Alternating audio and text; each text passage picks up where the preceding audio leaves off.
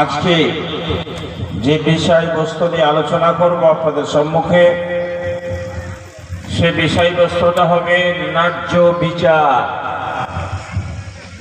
যে সাবজেক্ট, যে টপিক নিয়ে বক্তব্য রাখবো আপনাদের সম্মুখে, সেটা হবে ন্যায্য বিচার, যার উর্দু ভাষায় হবে ইনসাফ, আরবিতে বলা হয় আদল।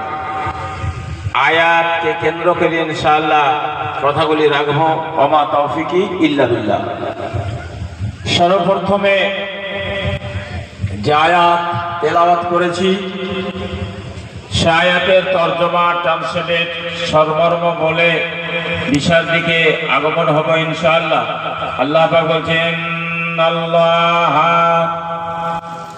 يأمر بالعدل والإحسان وإيتاء ذي القربى وينهى عن الفحشاء والمنكر والبغي يعظكم لعلكم تذكرون। নিঃসন্দেহে আল্লাহর হুকুম, আল্লাহর নির্দেশ যে তোমরা আপোষের মধ্যে, সমাজের মধ্যে, বাড়ির ভিতরে, এলাকায়, দেশের ভিতরে ন্যায্য বিচার করো, হক ইনসাফ করো এবং সাথে সাথে ইহসান করো। আর আত্মীয় স্বজন, খেস আকারের যারা প্রয়োজন অনুযায়ী তাদের সাহায্য করো, তাদের কিছু দাও। এই তিনটা হচ্ছে আল্লাহর হুকুম। আর তিনটা কাজ থেকে আল্লাহ পাক নিষেধ করেছেন, সেটা হচ্ছে ওয়ায়ানহা আনিল ফাহশায়ে ওয়াল মুনকারে ওয়াল বাগি। ফাহশা, ফহুশ থেকে, যার মানে হচ্ছে ঘৃণা কাজ, অশ্লীল কাজ, অশ্লীল চরিত্র ব্যবহার, যেটা নোংরাম কাজ, তাতে থেকে তোমরা বিরত থাকো, দূরে থাকো, তাতে থেকে তোমরা বেঁচে চলো।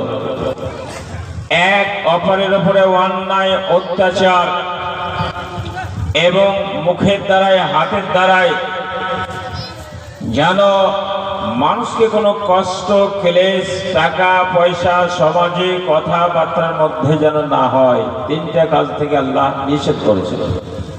এটা হচ্ছে তোমাদের জন্য একটা ওয়াজ, নসিহত, তোমাদের একটা সুদর্শন পথ রেখা হতে পারে। এর দ্বারাই তোমাদের লাভান্বিত হবে, তোমরা লাভ পাবে, যদি এই কথাগুলা মেনে তোমরা জীবনে পালন করতে পারো। ভাইরা আমার, দুনিয়াতে বর্তমানে ছোট থেকে নিয়ে বড় পর্যন্ত ন্যায্য বিচার বা হক ইনসাফ দিন বা দিন সরে চলেছে। আর সেটা যে একটা গুনাহ, সেটা যে একটা অন্যায়, তার দ্বারাই যে আমাদের কিয়ামতের দিনে হিসাব দিতে হবে, সেটা আমরা বুঝতেই পারছি না। বন্ধুগণ, মহানবী সাল্লাল্লাহু আলাইহি ওয়াসাল্লাম বলেন, হাদিস বুখারী, রাবি হচ্ছেন হযরত আবু হুরায়রা রাদিয়াল্লাহু তাআলা আনহু, ওয়া নবী হুরায়রা রাদিয়াল্লাহু তাআলা আনহু আনিন নবী সাল্লাল্লাহু আলাইহি ওয়াসাল্লাম قال سبعة يظلهم الله في ظله يوم لا ظل إلا ظله إمام عادل وشاب نشأ في عبادة الله। মহানবী বললেন, এই যে পৃথিবী, এই যে জগৎ আছে, এই দুনিয়া আছে, এই বাড়ি ঘর আছে, বন্ধুরে আমার, আল্লাহর একটা হুকুমে, একটা ডাকে সারা পৃথিবীটা নষ্ট হয়ে যাবে রে। ধ্বংস হয়ে যাবে। গাছ থাকবে না, পালা থাকবে না, বাড়ি থাকবে না, ঘর থাকবে না, পাহাড় পর্বত, চন্দ্র সূর্য, সারা পৃথিবীটাই ধ্বংস হয়ে যাবে, নষ্ট হয়ে যাবে। মানুষের কোনো আশ্রয় থাকবে না, ভীষণ কষ্টের দিন হবে। এবার আল্লাহর পক্ষ থেকে একটা এয়ার কন্ডিশন জায়গা থাকবে, একটা সুন্দর ব্যবস্থা থাকবে, যার চতুর্দিকে পহরাদার থাকবে, ঘেরা থাকবে।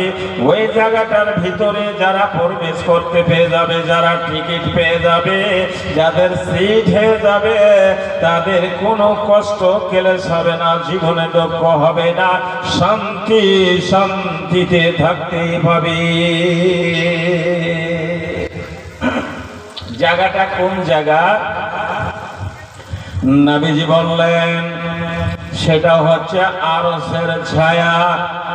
আরশের ছায়ার অর্থ হলো আল্লাহ পাকের একটা মাখসুস জায়গা। ওই জায়গাটাতে ঢালাহারে পৃথিবীর সমস্ত মানুষ জায়গা পাবে না, শুধু শ্বাস নিল ওই ছায়া তলে, প্যান্ডেলের তলে জায়গা পেয়ে যাবে। বন্ধু, আজকে আফসোস, এই ছায়ার জন্য, এই ইসলামের প্রচারের জন্য এই রহমতের জায়গা তৈরি করা হয়েছে। আজকে আমরা হাটে, বাজারে, মার্কেটে, দোকানে, সিগারেটে মুখ দিয়ে পান খেয়ে সময়টাকে ব্যথায় কাটিয়ে দিচ্ছে, সময়টাকে নষ্ট করে দিলাম। বন্ধুরে আমার, আল্লাহ পাকের নবী বললেন সেই আল্লাহর ছায়া তলে, প্যান্ডেলের তলে যারা জায়গা পেয়ে যাবে, তাদের সুখময় জীবন হয়ে যাবে। তবে শ্বাস নিল ওই আল্লাহর ছায়া তলে জায়গা পাবে, তার মধ্যে এক নম্বর জায়গা হবে ইমাম আদিল। পৃথিবীর ভিতরে ওই মোড়লেরা, ওই সারগানা লিডার যারা হবে, তারাই এক নম্বরে জায়গা পেয়ে যাবে।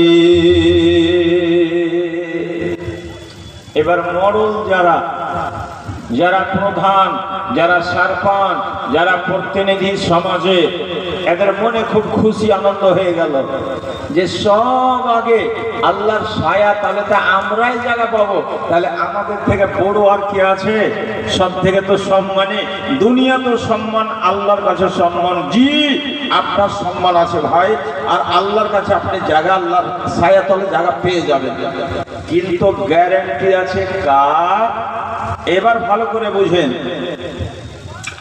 আল্লাহ রাসূল সাল্লাল্লাহু আলাইহি ওয়াসাল্লাম বলেন যে পৃথিবীতে বিচারক, মোড়ল, নেতা যত আছে, ওর তিনটা শ্রেণী আছে। কয়টা শ্রেণী আছে? তিনটা শ্রেণী আছে। তিন শ্রেণীর মধ্যে দুই শ্রেণীর মোড়ল যাবে জাহান্নামে, আর এক শ্রেণীর পয়সা এসে তো রাখেন না গো, বিসমিল্লাহ করতে করতে ওইটি টাকা এখন রাখতে দেন।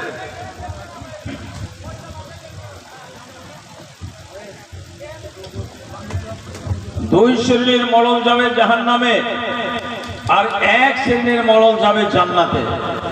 তাহলে ওই মোড়ল গালা কারা জান্নাতে যাবে আর কারা জাহান্নামে যাবে?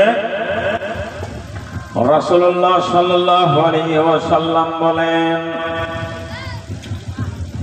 যে তিন শ্রেণীর মোড়ল আল কজাত সালাসা ইসনানে ফিন্নারে ওয়া ওয়াহিদুন ফিল জান্নাতি। দুই শ্রেণীর মোড়ল নেতা যারা হবে, তারা জাহান্নামে